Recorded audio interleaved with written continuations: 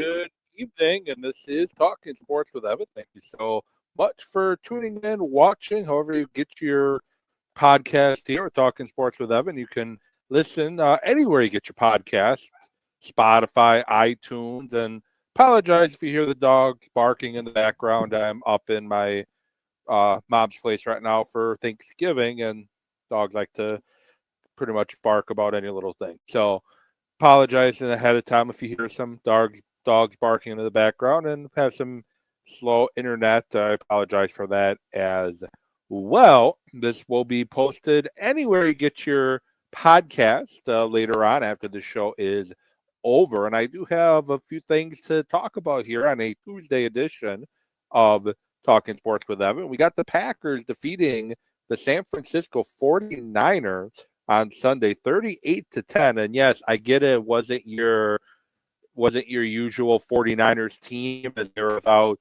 Brock Purdy and Bosa and Williams and a few other people that they depend on. But at the end of the day, you had to get the victory, and the Packers did just that, relying heavily on the running game, running for 169 yards as a team against the 49ers with a dominating offensive line.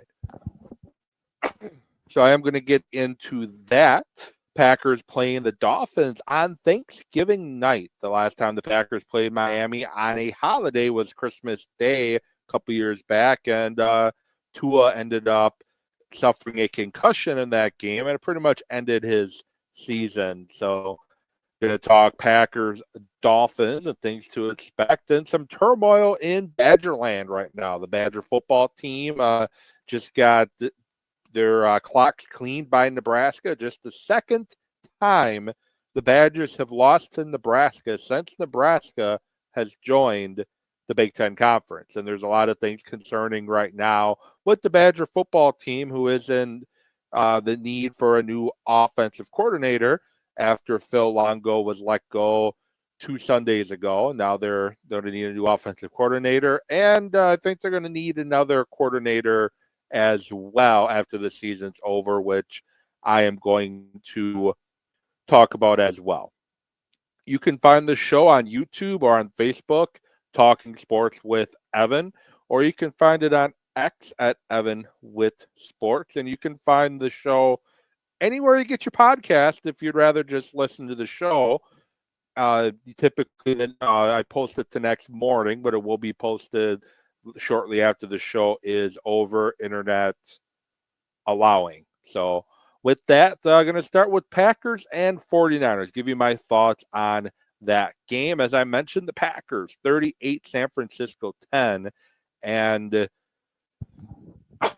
was a game that the Packers dominated, really. They dominated up front on both sides of the ball. They only had to throw the ball 23 times, a week after only throwing it 17 times. But when you're running it with Jacobs with 26 carries, 106 yards, and 3 touchdowns, Emmanuel Wilson, 9 for 41, 4.1 and 4.6 yards per carry, respectively. Packers as a team ran the ball for 4 yards per carry and 3 touchdowns on the ground, all from Josh Jacobs. There's really not much need to throw the ball a lot. Now, Jordan Love's numbers would have been much better if it wasn't for some drops. There would have been a 50-ish yard touchdown catch to Christian Watson, who dropped it. It would have been an easy touchdown, but like I said, he had dropped it. Would have been another 50 yards on Jordan Love's day and another touchdown. Positive, Jordan Love did not throw an interception. I know he technically did, but it was a free play, offsetting penalties, replay of the down.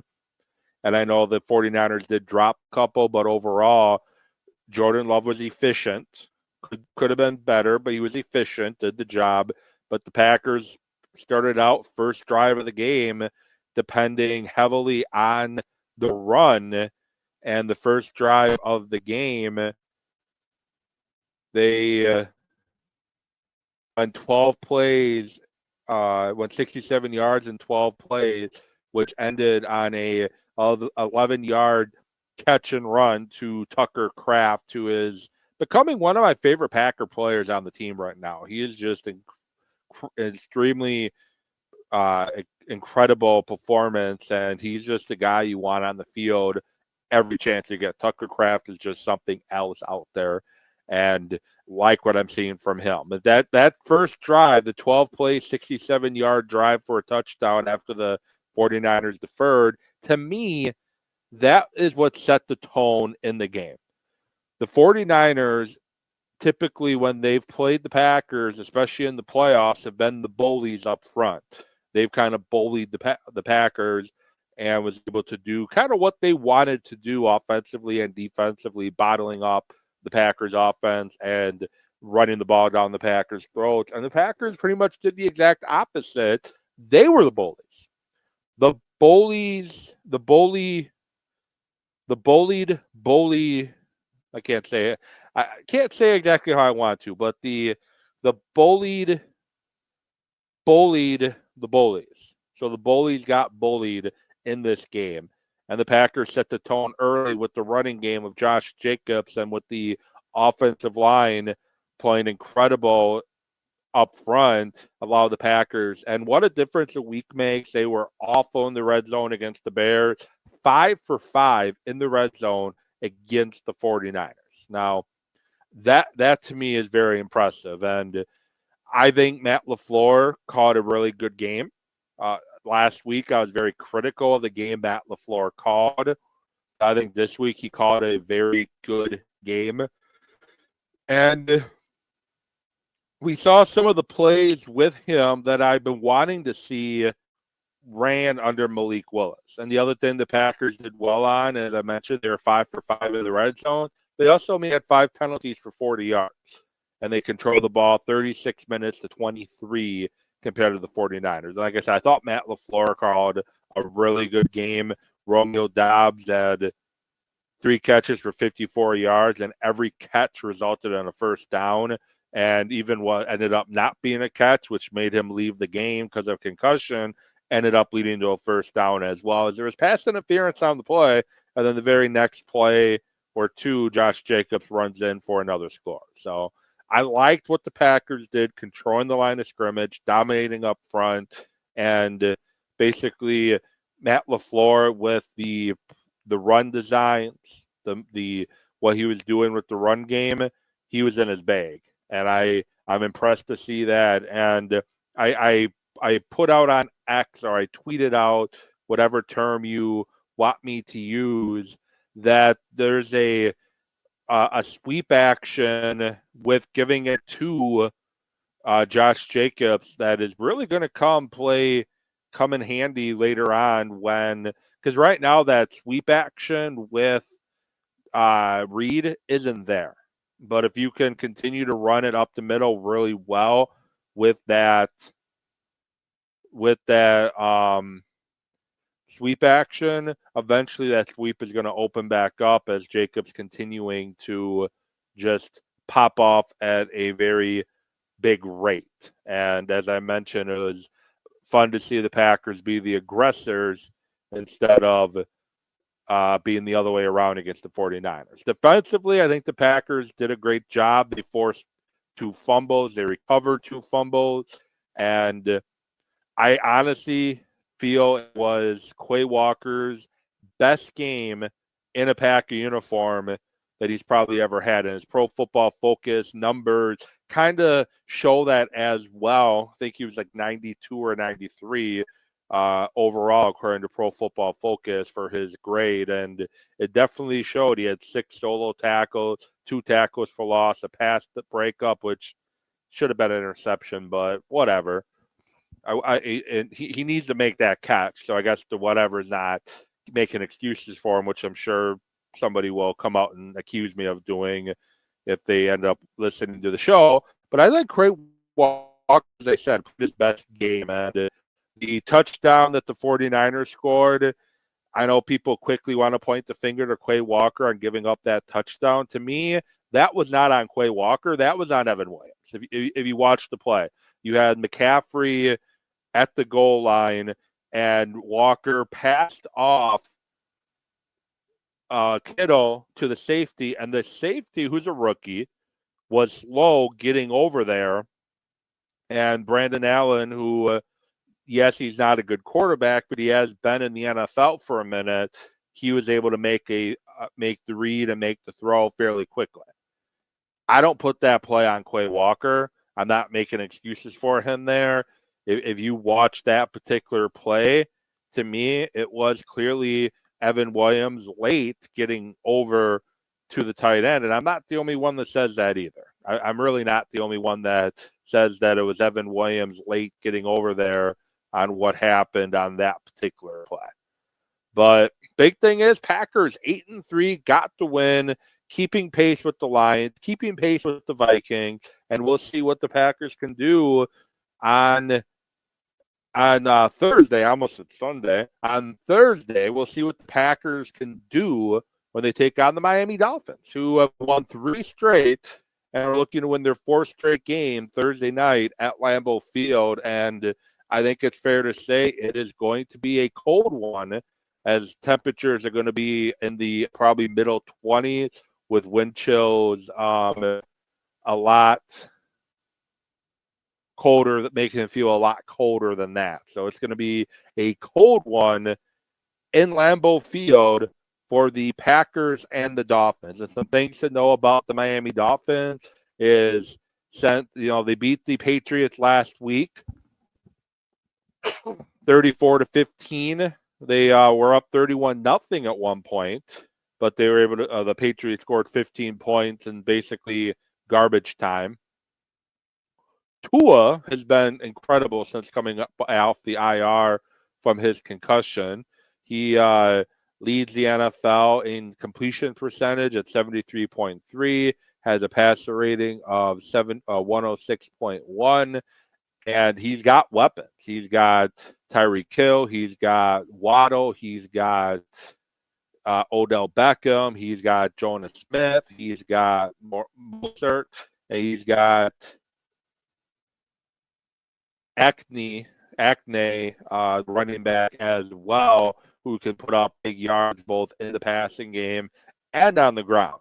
So obviously the Packers are going to have to win the line of scrimmage again and put pressure on Tua and not give Tua time to get the ball down the field to the speed wide receivers of Tyreek and Waddle. Because if Tua can sit there and wait and get the ball out, Packers don't have the personnel in the back half, I feel, at the cornerback position without Jair Alexander to consistently shut down Miami if they're not getting pressure on Tua. And the Dolphins, they have given up 27 sacks on the year. Pro Football Focus grades them 15th in the NFL pass blocking, 16th in run blocking. So basically middle of the pack offensive line. But like I said, they've given up 27 sacks on the year, and that's how you're going to have to attack Tua. When they played the Dolphins back on Christmas Day, the last time these two teams played on a holiday, the Packers got a lot of pressure on Tua, and when you make him have to rush his reads, he's going to be inaccurate. If you give him time to sit back in the pocket, he is going to pick you apart, and if he can find his speedster wide receivers, they can make plays down the field that can make things extremely difficult for you if you're the Packers. So you got to win that battle up front. You got to slow down the running game. You got to make Miami one-dimensional, and you have to make Tua have to rush through his reads. Miami is 8th in run defense, 19th in pass rushing. According to Pro Football Focus, they allow 4.3 yards per carry and have sacked the quarterback 21 times on the year. And they do have some guys that can stop the run. Campbell might be 38, but he's really good against the run. And Chop Robinson has been very good rushing the passer and has been somebody that can really effectively shut down offenses with what he's been able to do at times this season. The rookie from Penn State who has 3.5 sacks, but he's been disruptive in getting pressure on the quarterback and making the quarterback have to get rid of the ball quicker. But as I said, Packers have to win the line of scrimmage. They have to get the ground game going. It's looking like they're going to be without Anthony Walker Jr. They one of their corner, Kendall Fuller, as of right now, is doubtful. They might be without some people in the backfield, and the Packers might be able to move the football if they can give Jordan Love time to get the ball out. Yeah, Kendall Fuller is not expected to play, dealing with concussion. Tyreek continuing to play with a wrist injury. And the big thing is Packers need to get off the field, get the defense has to get off the field on third downs, and the Packers offense has to continue to cook in the red zone, which they did against the 49ers. It has to continue to build off of that performance in the red zone. That is what they have to do. I think the Packers get the win. The Packers are still not running on all cylinders yet. They're still seem to be a step slow in some areas offensively. They're not exactly where we want them to be. And I think they definitely are on the verge of finding their consistency. I just feel it.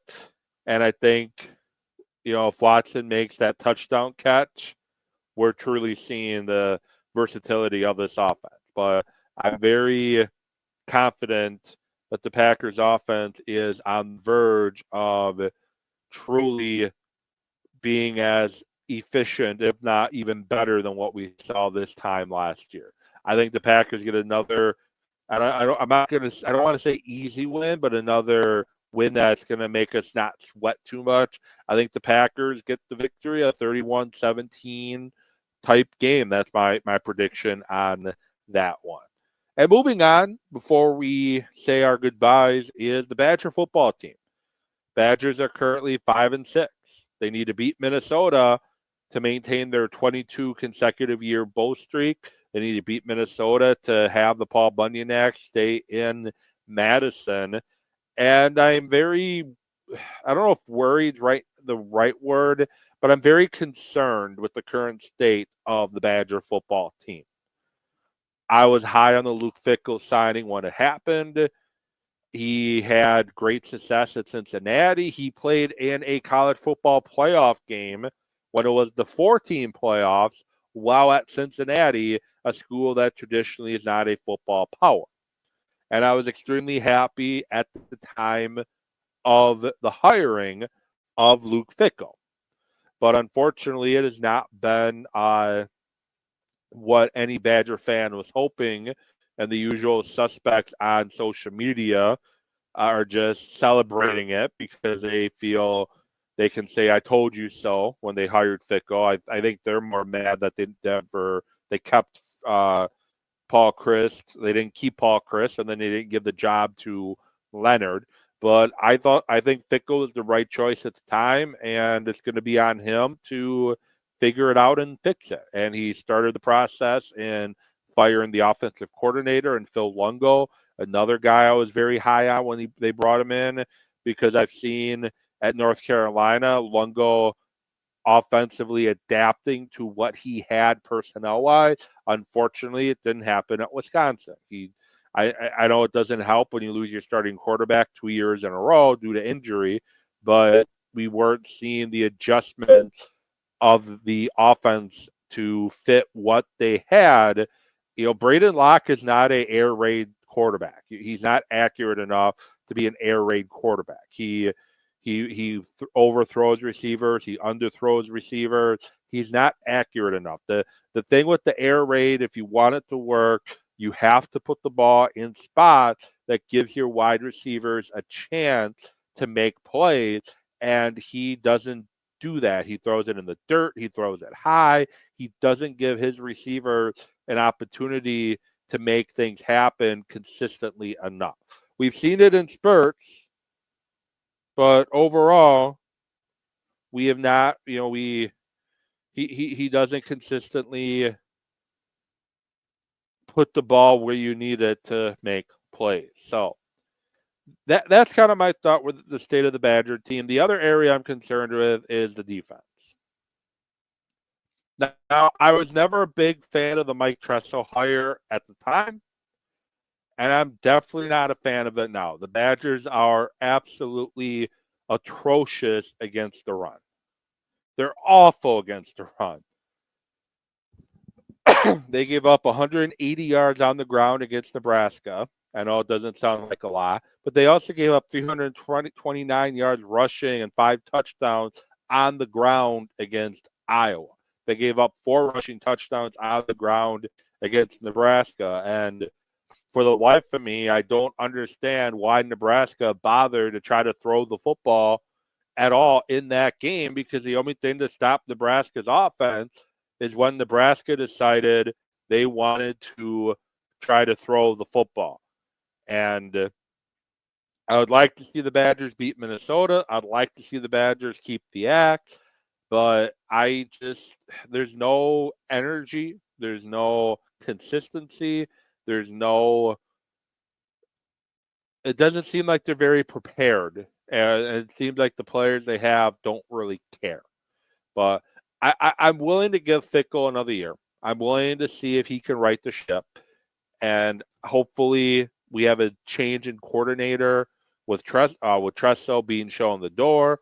Hopefully we have a offensive coordinator that can adapt and adjust and understand what you have personnel-wise.